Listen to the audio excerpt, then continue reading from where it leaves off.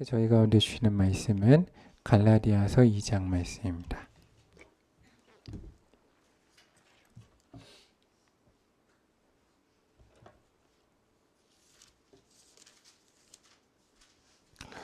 갈라디아서 2장 말씀을 한 절씩 교독하시고 마지막 절을 함께 읽겠습니다.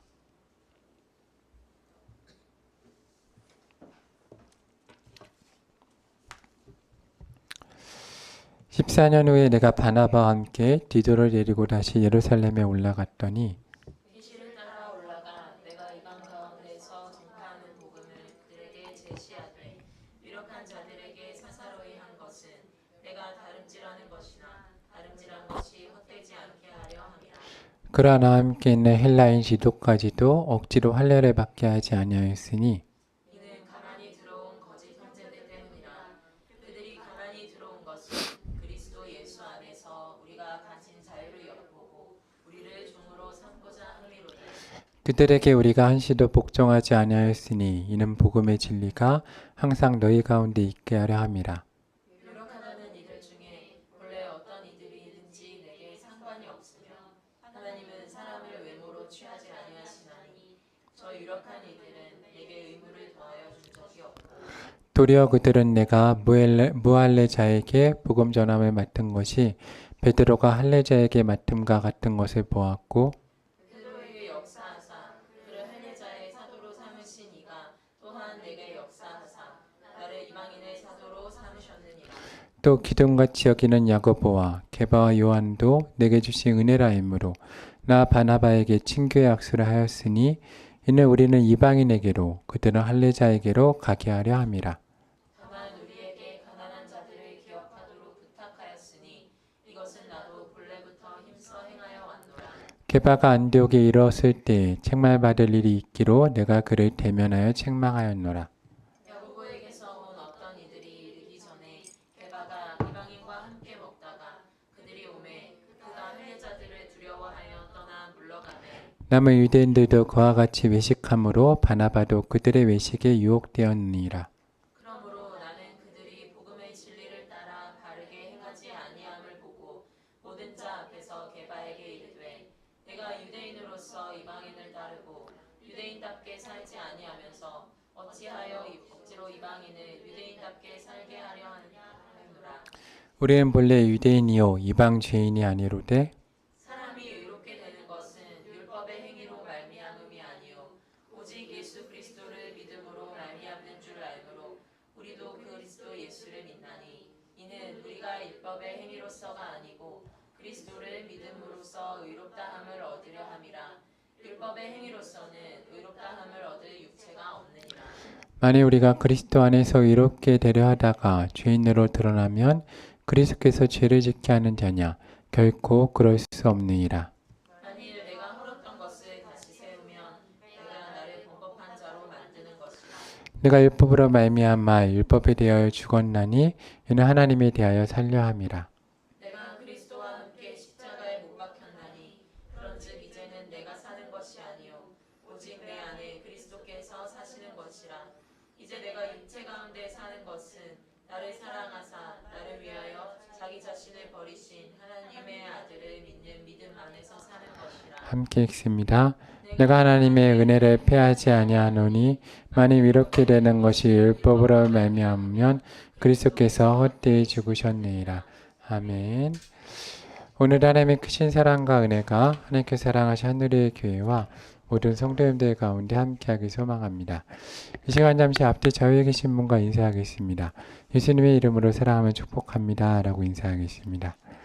예수님의 이름으로 사랑하며 축복합니다. 아멘. 주께서 오늘도 저희 하늘의 교회 가운데 크신 사랑과 은혜를 허락할 줄로 믿습니다. 창세기 1장 27절에서 28절의 말씀을 보면 하나님께서 인간을 창조하시고 이후에 이렇게 말씀하십니다. 창세기 1장 27절과 28절 말씀을 제가 읽어보면 하나님이 자기 형상 곧 하나님의 형상대로 사람을 창조하시되 남자 여자를 창조하시고 하나님이 그들에게 복을 주시며 하나님이 그들에게 이르시되 생육하고 번성하라 땅에 충만하라 땅을 정복하라 바다의 물고기와 하늘의 새와 땅에 움직이는 모든 생물을 다스리라 라고 말씀하십니다. 그래서 이 생육하고 번성하고 충만하는 것은 하나님의 명령입니다. 삶을 살아가는 것, 생명을 유지하는 것, 생육하고 번성하며 땅에 충만하고 땅을 정복하는 것, 그리고 땅에 움직이는 모든 것을 다스리는 삶을 사는 것은 하나님께서 우리 가운데 주신 명령이고, 그래서 우리 인간은 하나님의 형상을 따라서 지음받은 존재로서 말씀이 우리 가운데 있기 때문에 하나님 우리를 창조하실 때 하나님의 말씀으로 창조하시지 않으셨습니까?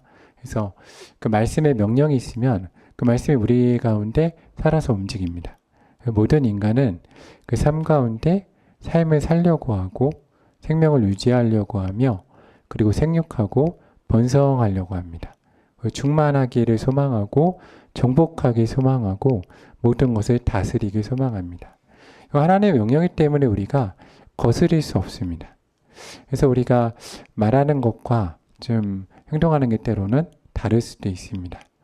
제가 어린 시절에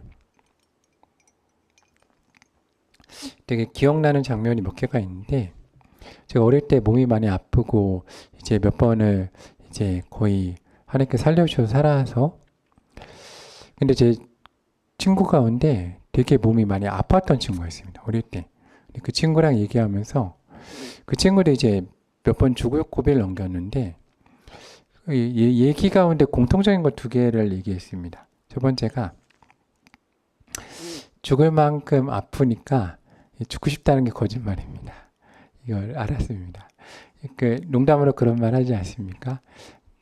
제가 컬투쇼에서 얘기 들었나? 할아버지 한 분이 이제 일주일 동안 진짜 맨날 그러셨답니다. 아, 빨리 죽어야지, 빨리 죽어야지 하다가 일주일 동안 정말 아프셔서 가족들이 아, 이제 돌아가시겠구나 준비했는데 일주일 만에 깨셔가지고 죽을 뻔했네 했다고. 그래서 죽고 싶다는 건 다 거짓말이다. 저랑 그 친구도 그랬습니다. 사실은 삶에 대한 강한 욕구가 있죠. 죽고 싶다는 것 말 자체가 반대말로 하면 살기 원한다는 겁니다. 그리고 그런 경험을 하면 기록을 하기 시작합니다. 그 친구도 그 얘기를 하더라고요. 그때부터 일기를 쓰기 시작했다. 일기를 계속 쓴다. 근데 죽음에 대한 경험을 해본 사람들의 특징이 기록합니다. 왜냐하면 무의미한 게 싫거든요. 하나님이 우리 삶을 의미 있게 만드시길 원하시고 명령하셨기 때문에 누가 나를 기억해주고 그리고 누가 내 가운데 또 존재가 잊혀지는 걸 원하지 않기 때문에 기록합니다. 죽을 것 같다는 말이 사실은 죽고 싶다는 말도 이게 두 가지 중에 하나일 겁니다. 죽을 만큼 가보지 않았거나 아니면 반대로 살려달란 말이죠. 그 말 안 하면 차라리 그냥 가만히 있으면 되지 않습니까? 그래서 그런 말입니다. 인간은 삶에 대한 강한 욕망이 있습니다. 이게 없다면 병입니다. 그래서 현대 기독교 윤리학에서도 삶에 대한 그 욕망이 없고 스스로 삶을 버린 사람들을 병이라고 얘기합니다. 병이죠. 왜냐하면 하나님이 살라고 하셨는데 그거에 거스린다. 그거는 이제 공동체가 함께 치료해 가야 될 병일 겁니다. 그래서 인간은 이 고통이라는 게 우리가 행복할 때 고통받지 않지 않습니까? 그렇죠. 건강할 때 고통받지 않고 막 좋아 죽겠는데, 죽겠다는 표현도 그런데 되게 그렇게 건강한데 나 죽을 것 같아, 아프다. 그렇지 않지 않습니까? 왜냐하면 하나님이 고통을 통해서 우리 가운데 주시는 게 있는 겁니다. 벗어나라는 겁니다. 죽음에서. 그래서 인간은 고통을 싫어합니다. 고통을 좋아하는 사람이 있겠습니까? 있을 수도 있습니다. 어디에 도달하면 그 고통에 대해 생각하냐면 죽을 것 같을 때 죽기 전에 고통을 통해서 살아있다는 걸 느낀 사람들도 있습니다. 근데 그것도 결국엔 삶에 대한 집착이죠. 그렇기 때문에 이 고통을 통해서 인간이 또 삶에 대해서 바라봅니다. 근데 문제는 인간이 죄를 지음으로 인해서 삶의 영역에 사망이 들어왔다는 겁니다. 이게 이제 인간의 문제죠. 이게 참 인간이 안 맞는 건데 삶을 소망하는데 삶에 죽음이 들어온 겁니다. 사망이. 이게 공존하는 거죠. 같이 삶을 살면서. 그러니까 언제일지 모르지만 지금 당장이라도 하나님이 우리 부르시면 가야 되고, 근데 더 중요한 건 죄가 들어옴으로 인간은 그냥 모두 죽은 상태가 됐다는 겁니다. 육적으로도 그러고 영적으로도 마찬가지입니다. 지금 그걸 하나님이 유예하셔서 이겨낼 힘을 주셔서 이겨내고 있을 뿐이지 못 이겨내면 그냥 인간은 죽는 겁니다. 사도 바울은 로마서 5장 12절에서 이렇게 얘기합니다. 로마서 5장 12절을 제가 읽어보면, 그러므로 한 사람으로 말미암아 죄가 세상에 들어오고 죄로 말미암아 사망이 들어왔나니 이와 같이 모든 사람이 죄를 지었으므로 사망이 모든 사람에게 이르느니라. 이 사도 바울이 이제 고백하죠. 한 사람 아담으로 말미암아 사망이 이미 모든 사람 가운데 이르렀다는 겁니다. 아담의 죄로 우리 가운데 사망이 이미 존재합니다. 그래서 우리는 이 삶과 죽음을 함께 살아가는 존재입니다. 그래서 하나님께서 분명히 얘기하셨죠. 이 삶 가운데 있을 때 창세기 2장 16절에서 17절 말씀을 보면, 제가 창세기 2장 16절하고 10절에 보면 분명히 경고하셨습니다. 사망에 들어가지 말라. 인간이 들어갔죠.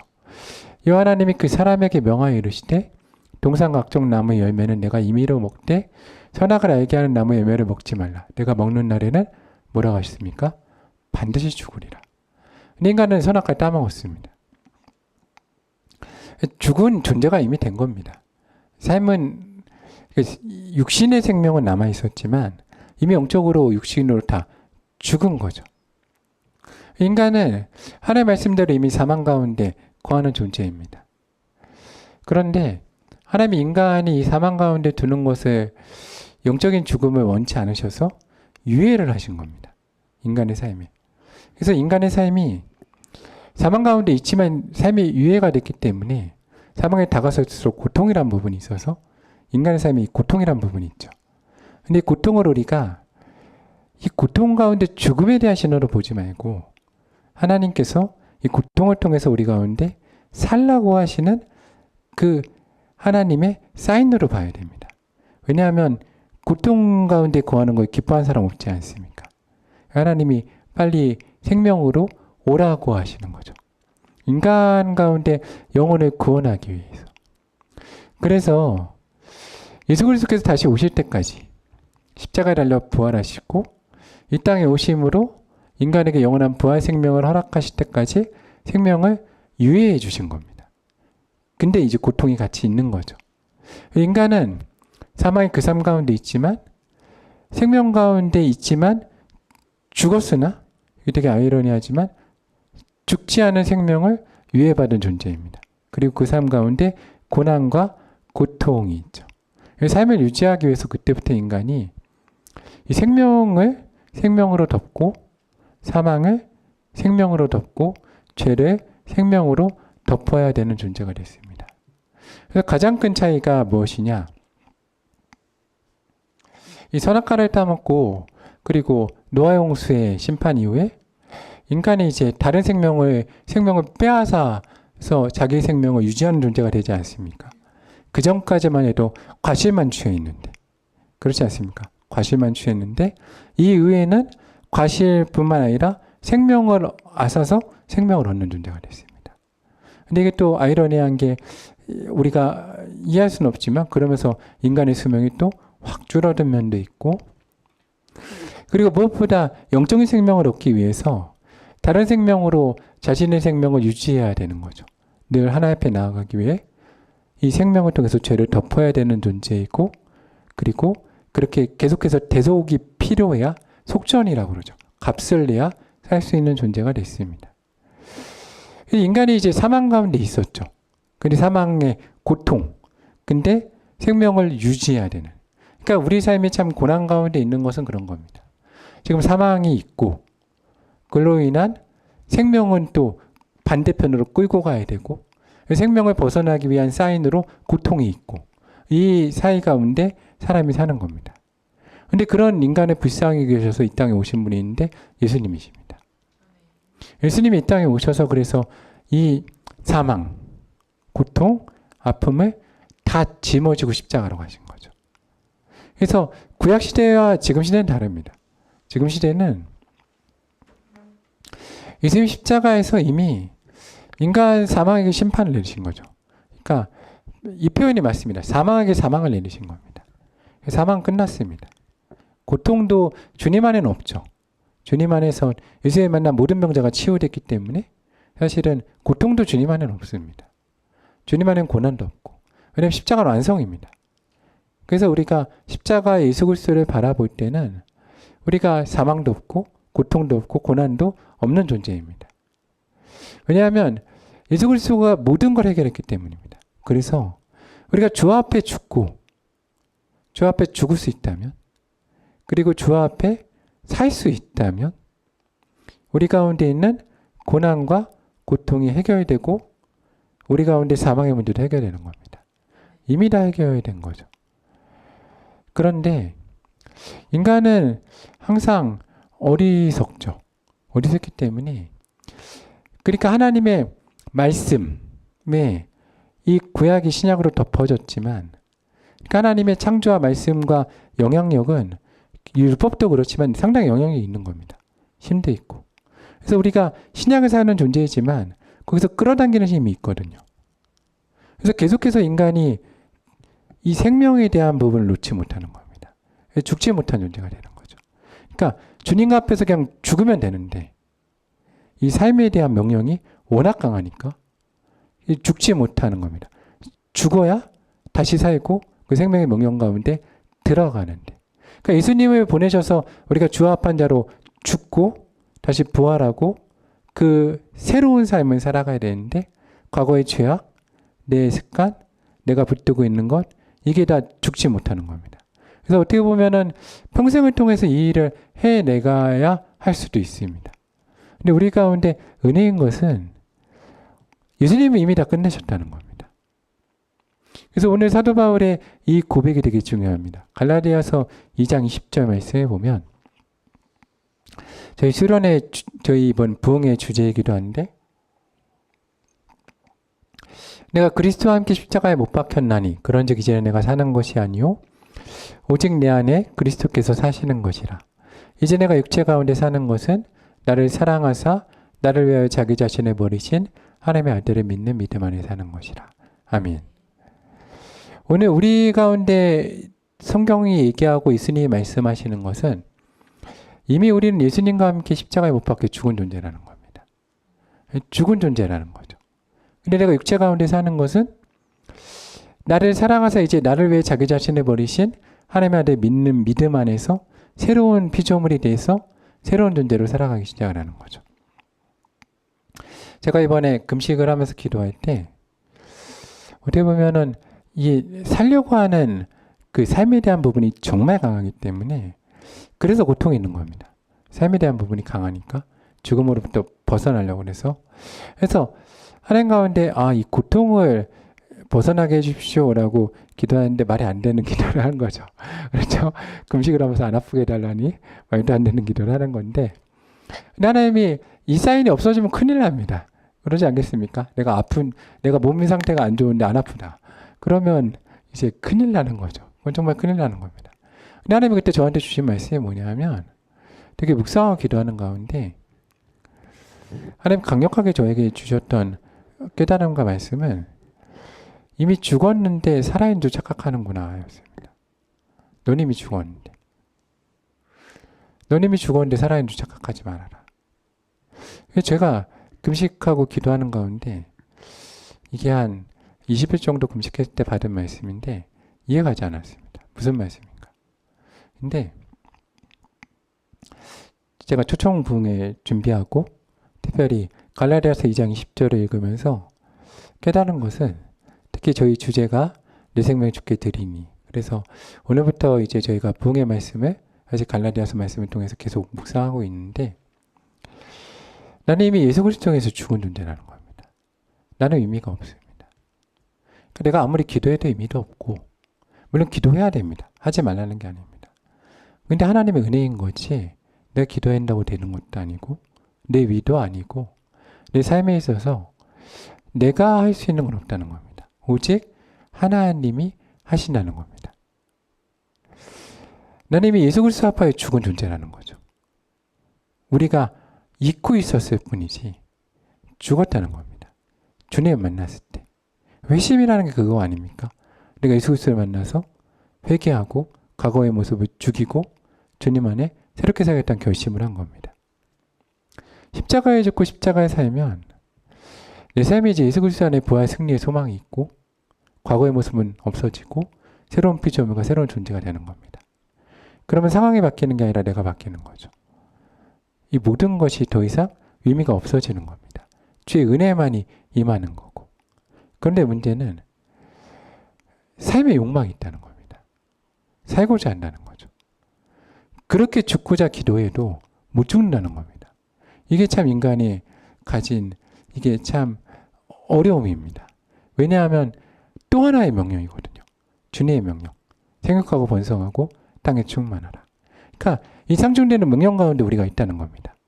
생육하고 번성하고 땅에 충만한 삶의 명령과 그리스도 아파에 죽고 그리스도 아파에 살라는 이 삶의 명령 가운데 있다는 거죠. 그 가운데 예수 그리스도가 서 계시고. 그러니까 이게 참 어렵습니다. 삶의 요건은 정말 강하죠. 저도 설교 때 말씀드린 것처럼 하나님이 계속해서 말씀하시는 건 저도 모르지만 부모님 말씀에 따르면 뭐 태어날 때부터 숨을 못 쉬어서 산소호흡기도 꼈고 한 번은 뭐 뇌수막염으로 죽을 뻔하고 교통사고로 죽었다 살아난 은혜가 있죠. 근데 그때부터 기도한 건 살게 해달라는 기도였습니다. 하나님 살 수 있게 해주십시오. 그러니까 어릴 때에도 살고 싶다. 삶에 대한 욕망이 있지 않습니까? 나도 연애도 해봐야 되고 장가도 가봐야 되고 아이도 낳아야 되고 다한 지금도 계속 살고 싶습니다. 그렇죠? 삶에 대한 욕망이 있습니다. 누가 죽고 싶겠습니까? 다 거짓말입니다. 행복하게 살고 싶은 거죠. 그렇게 못 사니까 죽고 싶다고 하는 거지 살고 싶은 겁니다.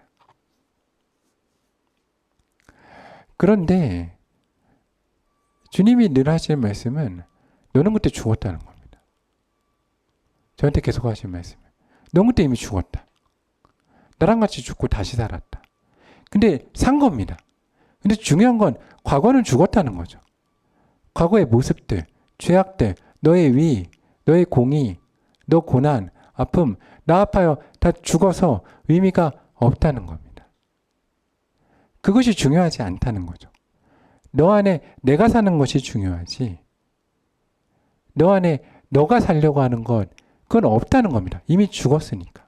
근데 문제는 계속해서 뭐가 문제인 겁니까?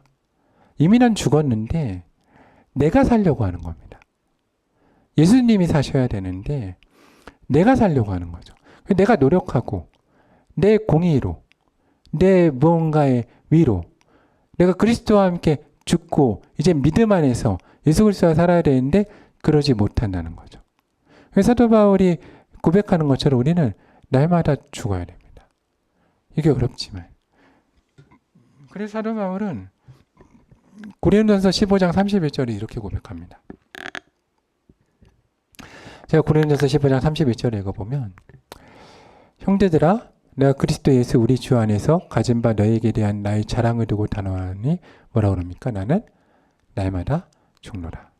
이게 자랑인 겁니다. 기독교인의 자랑은 날마다 산다는 게 아닙니다. 그리스도 아파요? 날마다 어떻게 됩니까? 죽어야 됩니다. 근데 반대로 가죠. 말로는 항상 빨리 예수님 오셨으면 좋겠다. 그렇죠? 저도 항상 예수님 언제 오시나 맨날 하고 이렇게 살기 너무 힘들다. 하지만 그 중심에 있는 욕망은 그 말한다는 건 무슨 얘기입니까? 내가 아직도 뭐 했다는 겁니까? 죽지 못했다는 겁니다. 주님이 오시는 건 주님의 결정이고 내 삶을 허락하시는 건 주님의 결정이고 내 삶이 시작되고 끝내는 건 그 모든 과정이 누구의 결정인데? 주의 결정인데 그거를 누가 주관하려고 하는 겁니까? 내가. 왜입니까? 누구 마음대로 안 되니까? 내 마음대로 안 되니까. 내가 주님과 앞에 죽어야 된다는 겁니다. 나의 위, 공의. 이걸 내세우니까 삶이 점점 살려고 하니까 죽음이 이 앞에 있는 삶의 특징이 뭡니까? 삶과 죽음이 함께 뭐 하는 겁니까? 공존하는 겁니다. 근데 삶과 죽음이 공존할 때 이 삶은 죽음에 대한 경고로서 우리 가운데 뭘 준다는 겁니까? 고난을 허락한다는 거죠. 그래서 삶과 죽음이 공존하게 하면 안 된다는 겁니다. 그럼 우리 삶 가운데 고난과 아픔이 함께 임하게 되니까. 그럼 어떻게 해야 됩니까? 죽음이 죽어야 됩니다. 삶도 죽어야 되고. 누구 앞에? 예수 그리스도 앞에. 그 죽는다면 우리 가운데 주께서 주신 새로운 생명이 임해서 이제는 주 안에 새로운 피조물이 돼서 주님의 은혜가 덮인다는 겁니다. 그러면 이 땅을 살면서 우리가 물론 완벽한 고난에 벗어나거나 아픔을 벗어나는 삶은 살 수 없으되 더 이상 의미가 없다는 거죠. 주의 은혜만이 우리를 덮어주신다는 겁니다. 그럼 오늘부터 내가 하루를 살 수 있다는 겁니다. 하루를 살고 하루에 죽을 수 있는 은혜, 그리고 그 모든 것을 누구께 맡길 수 있는 은혜가 있다는 겁니까? 주님께 맡길 수 있는 은혜가 있다는 겁니다. 그래서 우리 가운데 예수님이 살도록 해야 됩니다. 원래 갈라디아서 2장 20절 말씀처럼 내가 그리스도와 함께 십자가에 못 박혔나니 그런즉 이제는 내가 사는 것이 아니요 오직 내 안에 그리스도께서 사시는 것이라. 이제 내가 육체 가운데 사는 것은 나를 사랑하사 나를 위하여 자기 자신을 버리신 하나님의 아들을 믿는 믿음 안에 사는 것이라. 아멘. 저는 우리 하늘의 교회가 내 자신은 주 안에 죽고 오직 그리스도만이 살 수 있는 은혜가 있기를 원합니다. 근데 이게 어렵죠. 정말 어렵습니다. 왜냐하면 갈라디아서 2장 말씀 우리가 전체적으로 쭉 읽었는데 사도 바울도 그리스도만 사신다고 하지만 앞에 내용을 보면 그게 아닙니다. 그러지 않습니까? 내가 바울인데, 그렇죠? 내가 바울이고 그렇게 인데 제가 이번에 금식하면서 한번 생각해 봤습니다. 세상에서 제일 어려운 직업이 뭘까? 목사일까? 라는 생각을 했는데 아니라는 생각이 들었습니다. 제가 제일 하기 싫은 직업 중에 하나가 뭐냐면 생각해보면 제가 군대 때도 정말 힘들었고 근데 제가 많은 분들을 만나봤는데 어부가 진짜 힘들 거다 생각했습니다. 어부가 얼마나 힘들겠습니까? 하루에 막 20시간씩 일을 하고 뭐 잠도 제대로 못 자고 가족들하고 떨어져 있고 근데 그만큼 억세겠죠. 삶에 대한 욕구도 강하고 그리고 그만큼 어려운 직업입니다. 근데 그 출신들이 예수님 제자들입니다. 예수님 대단하신 게 그렇게 대한 이 삶에 대한 강한 위지 가진 사람들이 데려다 쓰신 겁니다.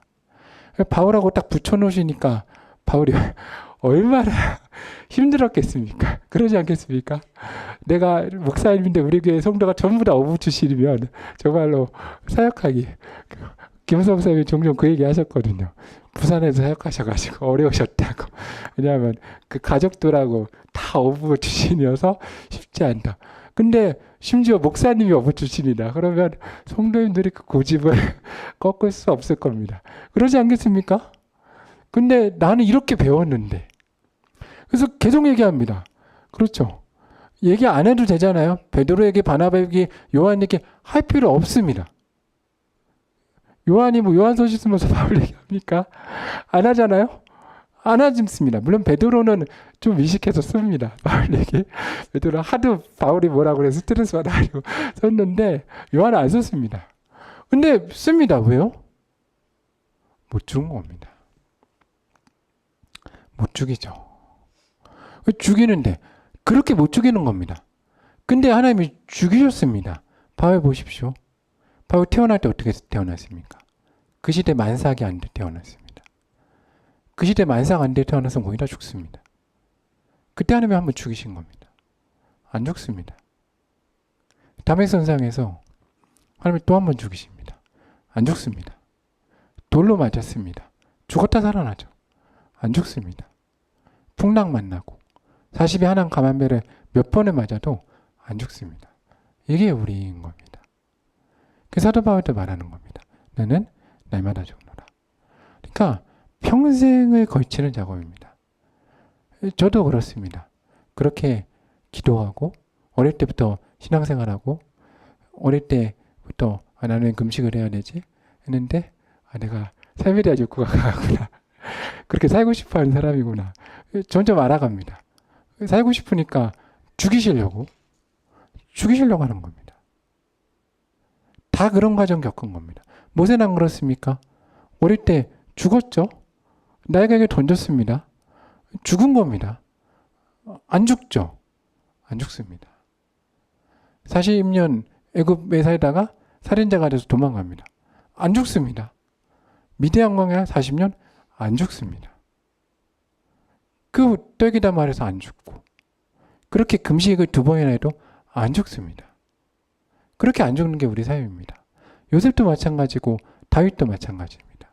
그래서 우리 기독교인의 평생의 삶은 날마다 나를 꺾는 겁니다. 그런데 중요한 것은 이 모든 사람들이 깨달은 것은 내가 할 수 있는 게 아니라는 겁니다.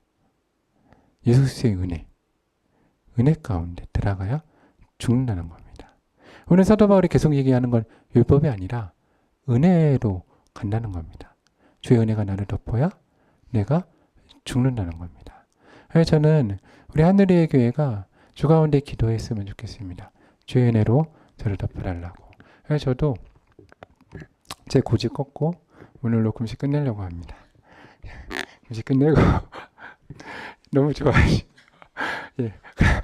같이 금식하시는 분들 안 하셔도 됩니다. 너무 좋아하시네요. 그래가지고 금식 끝내고 그냥 은혜로 가면 됩니다. 왜냐하면 다음 주부터도 붕해도 준비해야 되고 그래서 같이 기도해 주시고 저희 부모님도 고생하셨고 장모님도 고생하셨고 사역자 다 고생하셨는데 그냥 은혜로 갔으면 좋겠습니다. 이제부터는 저희 교회가 그냥 하나님의 은혜로 갈 거라 믿고 생각합니다. 그래서 내 위가 아니라 오늘 갈라디아서 말씀처럼 저희가 그동안은 좀 힘들고 어려운 것도 있어서 기도했지만 이제부터는 주께서 주신 은혜 가운데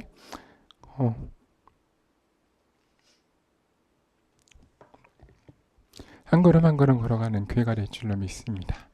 그래서 이 작업은 평생을 걸쳐서 해야 되는 작업이라 생각합니다. 내가 뭐 하루 이틀 기도 그래서 이게 되겠습니까? 그러니까 저도 이번에 멈추는 이유가 안 된다는 걸 알았습니다. 그냥 내 힘과 내 공의로는 안 되는구나.